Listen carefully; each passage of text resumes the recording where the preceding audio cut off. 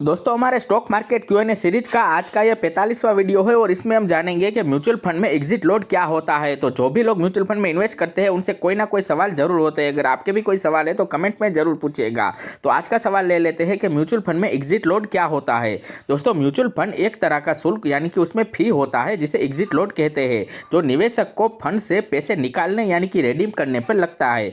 यह शुल्क आमतौर पर उन निवेशकों से लिया जाता है जो एक निश्चित समय सीमा यानी कि एक निश्चित लॉक इन पीरियड से पहले ही अपनी यूनिट्स को बेच देते हैं।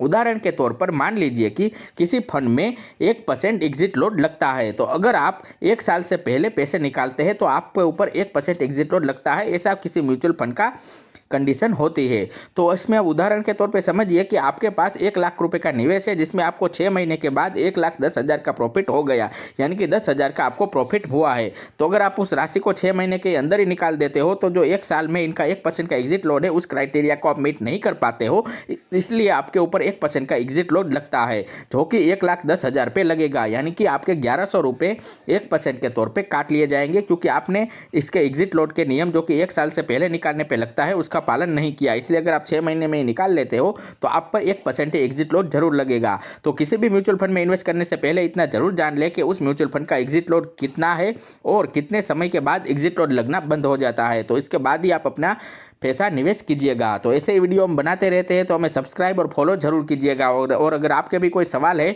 तो कमेंट में जरूर पूछिएगा।